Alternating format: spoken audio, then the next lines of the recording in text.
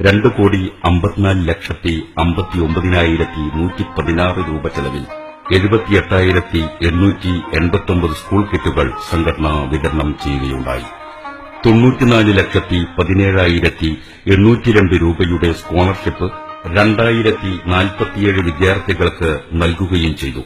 ഈ ഫണ്ടിന്റെ സിംഹഭാഗവും സംഘടനാ യൂണിറ്റുകൾ പ്രാദേശിക കളക്ഷൻ വഴി സംഭരിച്ചതാണ്. സംഘടനയുടെ സാധാരണക്കാരായ പ്രവർത്തകരുടെ മാസവരുമാനത്തിന്റെ ഒരു വിഹിതം സംഘടനയ്ക്ക് നൽകി വരാറുണ്ട്. ഇതാണ് പോപ്പുലർ ഫ്രണ്ടിന്റെ സാമ്പത്തിക സ്രോതസ്. കൂടാതെ പവിത്രമാസമായ റമളാനിലെ വാർഷിക സംഭാവനാ ശേഖരണത്തിലൂടെ സംഘടന വിവിധ പദ്ധതികൾക്കാവശ്യമായ പണം കണ്ടെത്തുന്നു. സംഘടിച്ച് ശക്തരാവുക എന്നത് ഏതൊരു ജനവിഭാഗത്തിനുമുള്ള അവകാശമാണ്. വർഗീയ വികാരം ആളിക്കത്തിച്ചതിന്റെ പേരിൽ സംഘടനയ്ക്കെതിരെ ഒരൊറ്റ കേസുപോലുമില്ല. അതേസമയം ഭരണകൂട പിന്തുണയോടെ RSS നടത്തിയ വംശഹത്യയും എതിർക്കുന്നവരെയും പാർട്ടി വിട്ടവരെയും കൊലപ്പെടുത്തുന്ന CPM നടപടികളുമൊക്കെ ജനങ്ങൾക്ക് നന്നായി അറിയാം. ഇവരെയാരും ഭീകരനെന്നോ തീവ്രവാദിയെന്നോ മുദ്രകുത്തുന്നില്ല. അധികാര കേന്ദ്രങ്ങളും കാവ്യമനസ്കരായ അച്ചടി മാധ്യമങ്ങളും പോപ്പുലർ ഫ്രണ്ടിനെതിരെ നിറം പിടിപ്പിച്ച എത്രയെത്ര നുണക്കഥകളാണ് പ്രചരിപ്പിച്ചത്.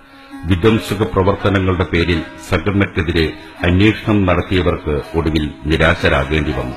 നീതിക്കും തുല്യാവകാശത്തിനും വേണ്ടി ശബ്ദിക്കുന്നവരെ അടിച്ചമർത്താനുള്ള സൌകര്യപ്രദമായ ആയുധമാണ് തീവ്രവാദാരോപണം.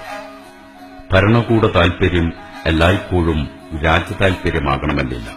അതിനാൽ തന്നെ ഭരണകൂടത്തിന്റെ നയങ്ങളെ എതിർക്കുക എന്നത് രാജ്യവിരുദ്ധ പ്രവർത്തനവുമല്ല. എല്ലാ വിഭാഗം ജനങ്ങൾക്കും പുരോഗതി എന്നതാണ് ജനാധിപത്യത്തിന്റെ അടിക്കൽ. ന്യൂനപക്ഷങ്ങളുടെയും പിന്നോക്കക്കാരുടെയും ക്ഷേമത്തിനു വേണ്ടി അത്യധ്വാനിക്കുന്ന ഒരു സംഘത്തെ പിടിച്ചുകെട്ടാൻ നടത്തുന്ന ശ്രമങ്ങൾ രാജ്യസ്നേഹ പ്രചോദിതമല്ല. 2014 ലോക്സഭാ തെരഞ്ഞെടുപ്പിന് ശേഷം BJP അധികാരത്തിലേറിയതോടെ രാജ്യം ഒരു ദശാസന്ധിയിലെത്തി നിൽക്കുകയാണ്. സിദ്ധശക്തികൾക്ക് ഇപ്പോഴുണ്ടായ വിജയം താൽക്കാലികമാണ്. വിഭജിച്ച് വിജയിക്കുന്നവർക്ക് ജനങ്ങൾ ഒന്നാകെ കീഴടങ്ങിയിട്ടില്ല. കീഴടങ്ങാൻ മനസ്സില്ലാത്ത നട്ടെല്ലുള്ള യുവചേതന ഏകാധിപതികളെ കാലത്തിന്റെ ചവറ്റുകൊട്ടയിലേക്ക് ചവിട്ടിത്തെറിപ്പിച്ചതാണ് മുൻകാല ചരിത്രം. അന്തിമ വിജയം എന്നെന്നും അടിച്ചമർത്തപ്പെട്ട ജനതതികൾക്കായിരിക്കും. സമൂഹത്തിന്റെ മുന്നേറ്റ ചരിത്രത്തിലെ തിളങ്ങുന്ന നാഴികക്കല്ലാവാൻ പോപ്പുലർ ഫ്രണ്ട് ജനങ്ങളോട് ആഹ്വാനം ചെയ്യുകയാണ്.